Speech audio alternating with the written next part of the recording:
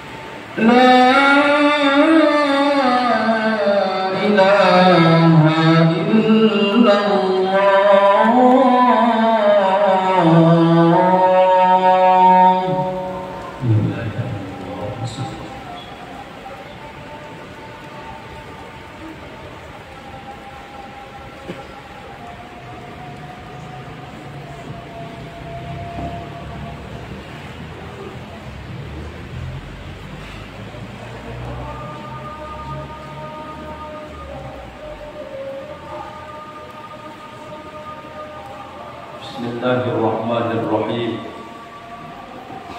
Alhamdulillahi rabbil alamin. Wa bihi nasta'inu ala umuri dunya waddin. Wassalatu wassalamu ala asyrafil anbiya'i wal mursalin sayyidina wa maulana Muhammadin wa ala alihi wa sahbihi wa sallim ajma'in. Ashhadu an la ilaha illallah wa ashhadu anna Muhammadar Rasulullah. Allahumma salli wa sallim wa barik ala sayyidina Muhammadin wa ala alihi wa sahbihi wa sallim ajma'in. Amma ba'd. Faqad qala Allah Ta'ala fil Qur'anil Karim, a'udzu billahi minasy syaithanir rajim. Bismillahirrahmanirrahim. Ya ayyuhalladzina amanu taqullaha haqqa tuqatih wa la tamutunna illa wa antum muslimun. Usikum wa nafsi bittaqwallah faqad fazal muttaqun. Ma'asyiral muslimin, keluargaku yang insyaallah dimuliakan Allah Subhanahu wa taala. Kembali kita ucapkan syukur alhamdulillah, nikmat yang kita terima dari Allah sampai detik ini. Allah masih menghidupkan kita. Dikala kita sudah berikan Allah kesempatan hidup, tidak ada cara kecuali kita selain bersyukur. Kita isi kesempatan hidup ini dengan amal-amal soleh yang terus bisa kita maksimalkan. Begitu pesannya dalam Al-Quran, alladzi khalaqal mauta wal hayata liyabluwakum ayyukum ahsanu amala. Dijadikan kata Allah kematian, kehidupan, liyabluwakum, ini semua adalah ujian bagi kamu, ayyukum, supaya Allah bisa mengetahui ahsanu amala, siapa di antara kamu yang paling bagus amalnya. Maka kalau orang bertanya kepada kita, kenapakah saudara masih hidup sampai hari ini? Sama dengan ini adalah kasih sayang Allah. Dia beri saya kesempatan untuk memperbaiki amal-amal saya. Mana tahu dulu terlanjur berbuat dosa, masih hidup hari ini, segeralah kita Bapak bertaubat kepada Allah. Mana tahu sudah bertaubat, tingkatkan amal soleh supaya termasuk kita orang yang lulus uji dari kehidupan yang sementara ini. Kemudian sholawat jangan pernah jenuh dan bosan kita sampaikan kepada Nabi Muhammad sallallahu alaihi wasallam bidabzin Allahumma salli wa sallim wa barik ala sayyidina Muhammad wa ala ali sayyidina Muhammad. Keluargaku yang sangat kami cintai karena Allah, tidak pernah bosan bergantian khotib di atas mimbar ini menghimbau kepada diri pribadi dan kita semua. Marilah senantiasa kita tingkatkan kualitas iman dan takwa kita kepada Allah, yang bukan hanya isapan jempol saja, yang bukan hanya penghias bibir saja, yang bukan hanya nasihat pekanan saja, tapi cobalah pelan-pelan kita masukkan makna hakikat takwa ini ke dalam diri kita. Salah satunya melahirkan yang disebut dengan muraqabah. Kita selama ini mendengar wasiat khotib kita, takwa itu menjalankan perintah Allah, meninggalkan larangan Allah. Jauh dari itu saudaraku yang dimuliakan Allah, puncak dari semua itu harus mampu kita menghadirkan Allah dalam hidup kita ini selama 24 jam. Jadi dikala tak ada orang pun melihat, kita tetap beramal. Dikala tak ada pun orang melihat, kita tak berani berbuat dosa. Apa sebab? Karena kita sudah sampai derajat muraqabah. Muraqabah itu menghadirkan dalam jiwa ini, ya Allah, bagaimana saya takutnya hari ini di dalam Masjid Darussalam Nur Iman. Begitu takut untuk melakukan dosa, begitu takut untuk melakukan kesalahan yang mestinya. Begitulah ketika di luar masjid pun di tempat kerja pun, di ladang pun, di rumah pun, membawa rasa takut ketika di dalam masjid. Itulah yang disebut dengan keistiqomahan dalam ketaatan kepada Allah. Itulah yang kita latih sampai hari ini. Bagaimana kita takutnya berbuat dosa di dalam masjid, rasa takut itu kita bawakan di luar masjid, tetap kita takut untuk melakukan sesuatu yang dilarang oleh Allah Subhanahu wa ta'ala. Ma'asyiral muslimin, keluargaku yang kami cintai karena Allah, pada hari ini kita akan memberikan motivasi terhadap jemaah dan terkhusus kepada diri kami pribadi. Di dalam surah Asy-Syu'ara ada di situ disebutkan doa Nabi Ibrahim dari ayat 83 sampai ayat 85. A'udzu billahi minasyaitonir rajim. Bismillahirrahmanirrahim.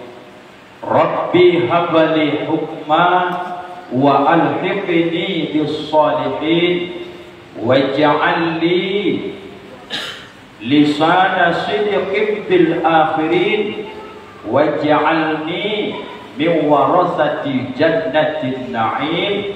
Itulah doa yang termuat dalam Al-Quran yang disampaikan oleh Nabiullah Ibrahim alaihi salam. Yang pertama, beliau berdoa, Rabbi habali hukma, Rabbi Tuhanku, habali berikan kepadaku hukma, hukum. Apa isi tafsir dari hukum di situ? Ada dua. Yang pertama adalah ilmu, yang kedua adalah hikmah. Orang yang berilmu ini dengan orang yang dapat hikmah itu berbeda. Banyak di antara kita ini orang berilmu tapi tidak dapat hikmah. Di mana letak bedanya? Hikmah itu jauh lebih tinggi derajat ketimbang dengan ilmu. Apa maknanya? Yang bisa dimanfaatkan itulah hakikat yang menjadi hikmah. Maka banyak orang berilmu tidak bermanfaat. Banyak orang ketika dapat ilmu tak mau membagi kepada orang. Banyak orang berilmu tapi kadang-kadang tak mau memberikan pelajaran kepada orang. Maka dia tahan ilmu itu tak sampai kepada derajat hikmah. Motivasinya apa saudara yang dimuliakan Allah? Kalaulah seorang Nabiullah yang bergelar Khalilullah, kekasih Allah Ibrahim, dia juga kita tahu kecerdasan yang diberikan Allah luar biasa, tapi masih tetap juga bermohon, Rabbi habali hukma, berikan aku ya Allah hukum, berikan aku hikmah, berikan aku ilmu. Motivasi hari ini bagi kita saudaraku, kita semua sadar betul hanya dengan ilmu lah hidup kita ini bisa menjadi mudah.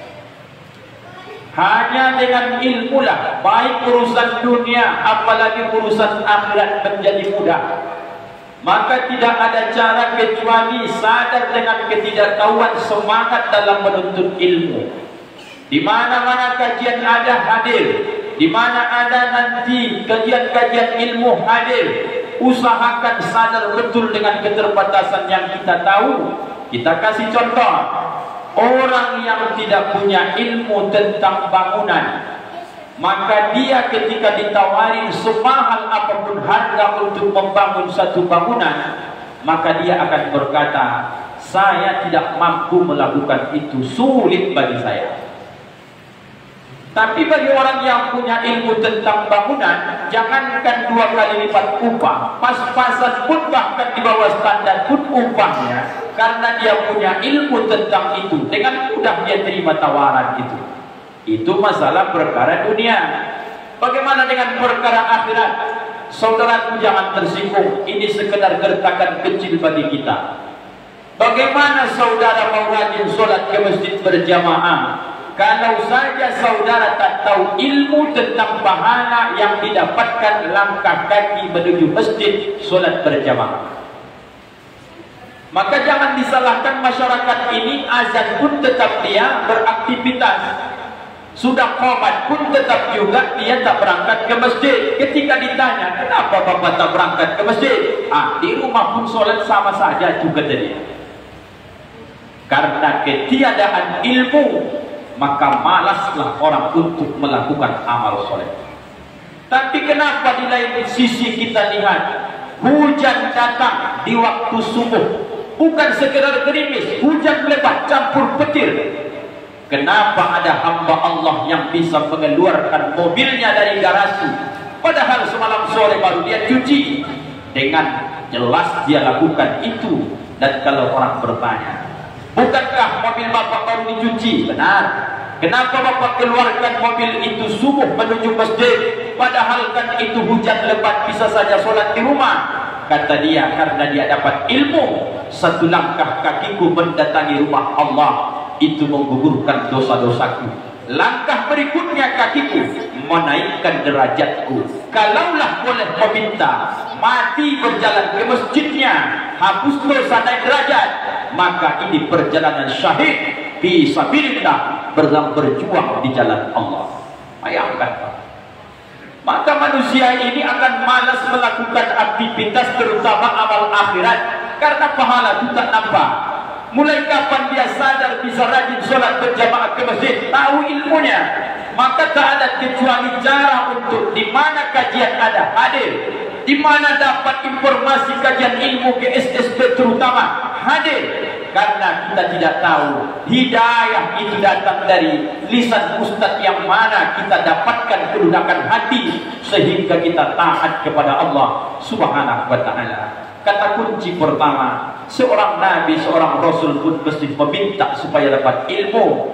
Alangkah lebih pantasnya sebagai manusia yang tidak sampai derajat ulama, yang tidak sampai kita apalagi derajat nabi, maka sewajarnya kita lebih termotivasi, harus lebih giat memerangi kebodohan yang ada dalam diri kita ini.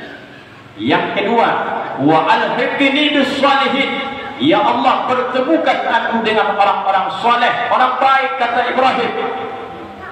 Hari ini Pak, boleh kita berkawan dengan siapapun, bahkan saudara kita yang lain keyakinan dengan kita pun berkawan Bapak. Tapi setelah mendengar ayat ini, robah mindset secara berpikir. Semua orang bisa kita berkawan dengan mereka, dan itu memang semestinya mereka juga makhluk Allah. Tapi dalam masalah teman akrab, ada pesan Allah dalam Al-Quran dalam surah Az-Zukhruf, Al-akhillau yawma izin ba'duhum li ba'din aduwwun illal muttaqin. Masalah memilih kawan di dunia ini jangan sampai hilaf. Ada orang nanti di akhirat, kata Allah, akan bertengkar, berkelahi. Bahasa Qur'annya aduwwun, mereka saling bermusuhan. Kenapa mereka bermusuhan? Karena di dunia mereka berkawan, sama-sama melakukan dosa. Siapa yang kedua yang saling mereka itu berkasih sayang, saling bertakwa, saling mereka itu menyelamatkan, mensyafaatkan. Di dunia mereka kebalikan dari yang pertama. Yang pertama sama-sama melakukan dosa, yang kedua saling menasihati dalam masalah agama. Di dunia ini carilah kawan yang lebih soleh dari kita. Ketika berkawan dengan dia, sudah mulai aktivitas sholat berjamaah. Setelah berkawan dengan dia, dapat sekali-sekali puasa Senin Kamis. Setelah berkawan dengan dia, asal azan kita selalu diingatkan, ayo berangkat kita ke masjid. Setelah berkawan dengan dia, makin rajin baca Al-Quran, pegang erat tangannya, jangan kau lepas kecuali kematian yang memisahkan kita. Dan sahabat seperti ini bukan hanya sahabat di dunia, tapi dia menjadikan penolong nanti di depan Allah Subhanahu wa ta'ala. Sekali lagi saudaraku, carilah manusia yang lebih baik dari kita, yang lebih soleh dari kita, karena dia bukan hanya teman di dunia, dia akan menjadi penyelamat di akhirat nantinya. Waj'alni lisana sidqin fil akhirin. Permintaan yang kedua, dan jadikanlah aku ya Allah lisan tutur kata sidqin yang benar, pujian yang cukup membanggakan bil akhir bagi orang-orang yang akan datang. Makna sempitnya Pak begini, Yang jadi kepala rumah tangga hari ini, mana taulah Ustaz Rangkuti ini hari ini meninggal dunia, maka sekecil apa yang kebaikan yang bisa kutinggal ketika aku meninggal, minimal istriku bangga dia pernah dapat suami macam saya. Setidaknya anak-anakku ditanya orang, siapa ayah engkau dulu di dunia? Dengan bangga mereka menceritakan sosok tentang ayah, karena selama hidup sudah berjuang mendidik dan menunjuk ajar mereka. Lalu siapa kita hari ini, saudaraku yang dimuliakan Allah? Apakah kalau hari ini hanya hari Jumat terakhir bagi kita? Adakah masyarakat ini yang menyaksikan kita nanti ketika meninggal hari ini? Bapak itu adalah orang baik. Bapak itu cukup rajin berinfak bersedekah. Bapak itu cukup rajin beriktikaf di masjid. Bapak itu tak pernah al-fakuti mondar-mandir berjamaah ke masjid. Di sisi lain, di antara sekian banyak amal-amal soleh yang akan diceritakan orang di belakang kita setelah kita meninggal, minimal Pak, satulah kalau boleh minta tolong, bangga masyarakat awal, bangga keluarga awal. Besok ketika awal sudah terbujur kaku, masih ada orang menceritakan kebaikan-kebaikan itu.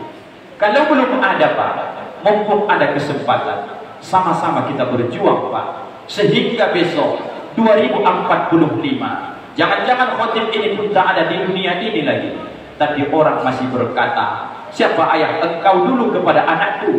Dengan bangga anakku berkata, ayahku dulu begini. Dia bangga menceritakan kebaikan saya.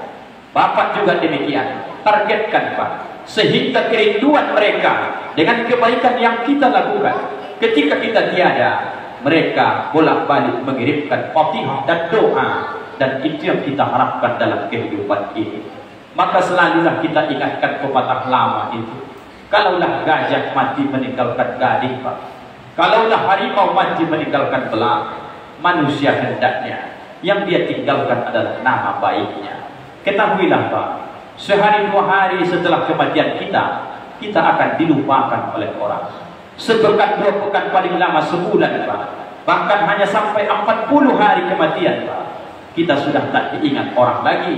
Posisi pekerjaan akan digantikan orang. Kelalaian selama ini hanya tinggal penyesalan. Maka mumpung masih hidup bisa mendengar nasihat, maksimalkanlah Pak. Kita maksimalkan sama-sama. Semoga kematian kita besok sesuai dengan doa Ibrahim tadi, waj'alni lisana sidqin fil akhirin.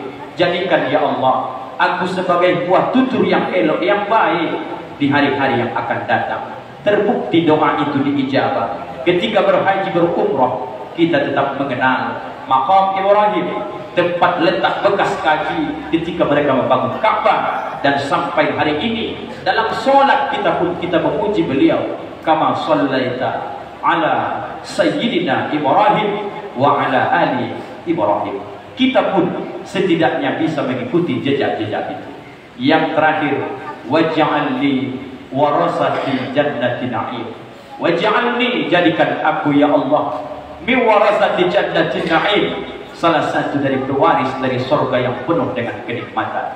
Apa isinya? Tidak ada kecuali maksimal melakukan amal-amal soleh.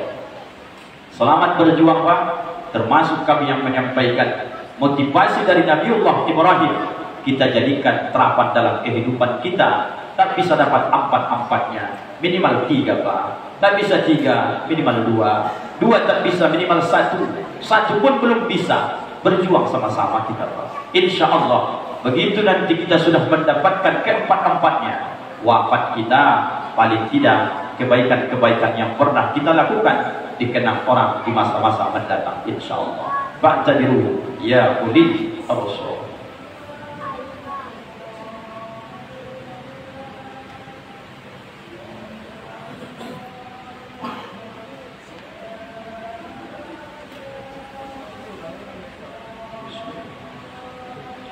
Innal hamdalillah nahmaduhu wa nasta'inuhu wa nastaghfiruh wa na'udzu billahi min shururi anfusina wa min sayyiati a'malina. May yahdihillahu fala mudilla lahu wa may yudlilhu fala hadiya lahu.